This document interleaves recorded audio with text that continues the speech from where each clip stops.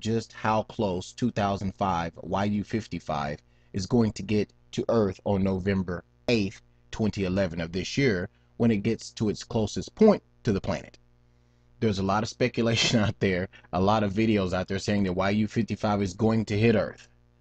Well, I'm not going to sit and lie to you. There is actually a small chance that it could hit Earth. So what I'm going to attempt to do with this video is to show you if it did stray off course and hit Earth on that day, November 8th, 2011 of this year, what side of the planet would be at risk if it did stray off course to Earth. Also, I'm going to be showing how close YU55 will be coming to the planet on that day. So in front of us here on the screen, we have a program called Eyes on the Solar System, beta, that the Jet Propulsion Laboratory in California developed this program. Everything you see on the screen there is in real time. Now, today's date is September 30th, 2011, and it's 6:33 p.m. in the evening Central Time, my time. I'm in the Central Time Zone, and that's my time here, where I'm at, in the United States. Now, I already have this program set to where it's measuring the distance from Earth to YU55 or 2000 YU55. The present distance as of September 30th, 2011, right now, real time, as I record this, the present distance is 33,465,672 miles and counting down as it comes in towards the Earth at a relative speed of 46,688 miles per hour. That's what YU55 is traveling at right now. What I'm going to do now is I'm going to zoom out from Earth. Now, all these satellites you see orbiting Earth, all that is in real time also, displaying where certain satellites are, and you can also click on them with this program and it'll tell you how fast they're traveling, what type of satellite it is, what they're doing up there, and everything. Anyway, to show you how vast space is, I'm continuously zooming out, and you see other orbits of satellites that are farther out. And I'm going to continue to zoom out all the way out here. As you can see now, SOHO, which is the solar, the satellite that takes pictures of the sun and monitors the sun activity, you can see where it's sitting at out there. And as I continue to zoom out, you see a line forming, and that's the line is pointing straight toward YU55. Okay?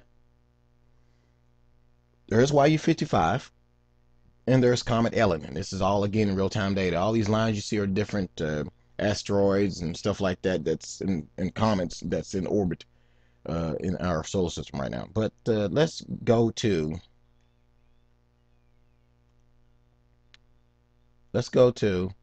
YU55.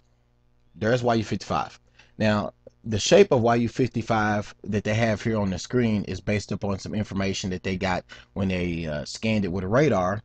So this is actual data that they received of how YU55 pretty much looks. So this is basically the shape of YU55 as it comes toward the Earth. Now, again, I want to repeat this. Right now, YU55 on September 30th at 6:35 is over 33 million miles away, but closing in rapidly. So what I'm going to do now is I'm going to click on the date and time. Okay, you see me doing that. I'm clicking on date and time, and I'm changing it to November 8th at basically 6:36 in the evening, pretty much the same time as now, only we're going into the future to November 8th. Now, what do we see here? As we click submit, we see that, wow, look at that distance change there. The distance is only 201,000 miles, but it's counting upward, which means it has already came to its closest point to the planet Earth and is heading out from Earth. Now, in this picture here, you can see Earth. See how much bigger Earth got there, by the way, guys? Pretty kind of disturbing if you look at it like that. But I'm here to show you, according to the data that NASA has in this program and that they're putting out publicly, YU55 is not going to hit the Earth.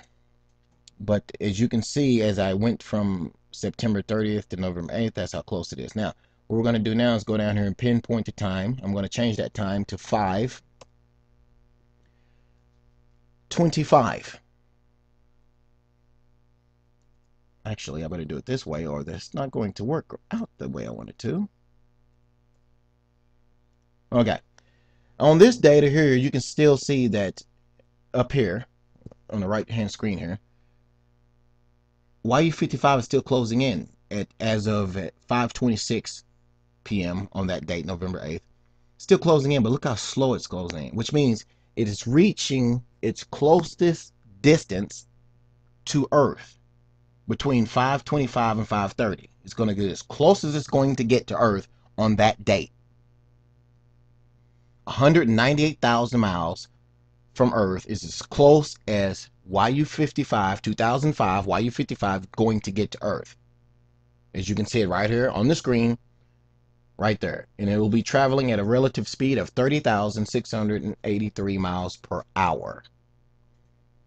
Now, let's say something in space affects the path of YU55, and by some weird chance, it heads toward Earth. Now, according to this data here, the angle, as you can see it rotating here slowly, if it was to hit the Earth, this is the side of the Earth that it will hit on if it comes in toward Earth, if something changes the path of YU55. So let's click on it, and there you have it. If YU55 were to stray off course and hit the planet Earth, this is the side of the planet that YU55 would hit. Now, what do you see there on the screen? You see the Pacific Ocean. You see the United States of America, parts of Canada up there. Mexico, Central America. Cuba, parts of the Atlantic. So anywhere that you see in this picture here of the Earth facing toward YU55 on November 8th, 2011,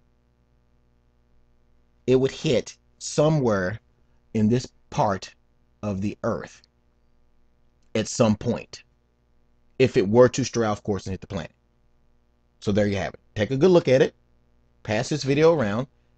Let people know that if it were to go off course, this is a part of the Earth that it would hit. I'm not saying it's going to go off. I'm saying this is a part it would. And according to this, as I've been sitting here talking, 198,074.8 or 7, I believe it was, is as close as YU55 is going to get on November 8th. So I hope you guys understood this video. Again, I was demonstrating how close YU55 would get to Earth, as you can see here, 198,000 miles, and what side of the planet it would hit on. United States of America would be in danger of getting hit by